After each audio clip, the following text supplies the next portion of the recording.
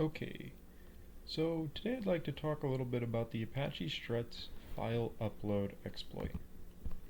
Now, to get into what this is and why it matters, we first have to understand what Apache Struts is. Well, it's a framework for developing websites, and this is based in Java, and it's over 2 decades old. So it's fairly established and it's supported by Apache, which it's a fairly common name in the free and open source web community. And so it's pretty well backed and it's primarily used in government, healthcare, and financial sectors. Now let's look at this vulnerability a little deeper with the CVE 2023-50164 tag. It's first and foremost a path traversal bug, and this can lead an attacker to traveling the whole file system. An attacker also is able to upload a Java system page web shell or JSP web shell, and that can turn a path traversal bug into a remote code execution vulnerability, which is much more serious. And down here we see some impacted versions are from 2.0.0 to 2.3.37, 2.5.0 to 2.5.32, and 6.0.0 to 6.3.0. Digging a little deeper into this vulnerability, we see the upload action file is vulnerable, and specifically the HTTP parameters aren't properly handled. So this allows an attacker to send a strange looking request that won't be handled properly by the system, and that can allow them to get to places where they're not supposed to be. And if you couple that with this next bullet, the get saved dir generates a temporary file under a certain size. Well, what happens if your file is above that certain size? Well, it's no longer a temporary file. They don't go back and delete it and look at it. What happens is it just stays on the machine. And the web shell is larger than that size, so it's persistent. And then we look and we can see newer updates to Apache Struts do change this get saved dir function and the upload.action file, which is how this ultimately was remediated on Apache's end. Next, let's go over example attack process. First, an attacker would find a website running a vulnerable version.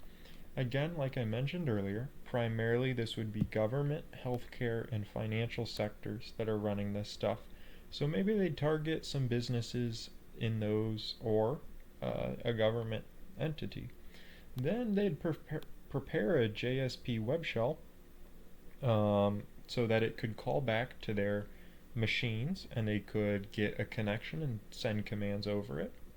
Then they would send a request with a malformed path to the server. That malformed request will cause the file to be placed in a non-standard location.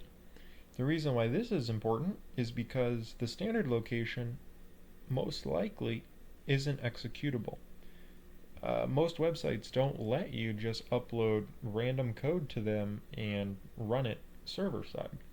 That's a horrible way of doing things. So what you have to do is find a place where you can execute code, and this is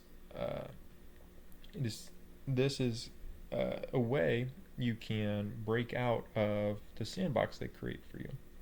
Then you'd access the web shell through either a script you wrote or the browser itself, and then you can move to next steps, which is more or less anything you want. If you want to steal data, you can, and we'll get into the impact and what some of those next steps can be here next.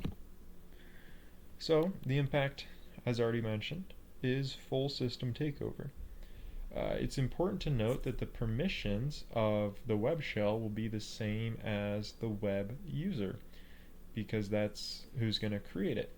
So And this could lead to a variety of outcomes depending on how permissions are set up on your machine. It could lead to data exfiltration, unauthorized access, or potentially full system compromise.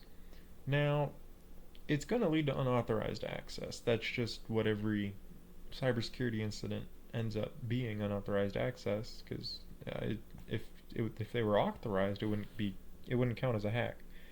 Um, and data exfiltration can happen if the Apache user can get to sensitive data on the machine, and say the website, the Struts site, is running as root. This could be a full system compromise because now an attacker has full root privileges on your machines.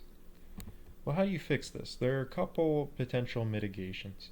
The most straightforward way is to patch the vulnerable version to a fixed version that has that get file dir and the uploads.action fixed.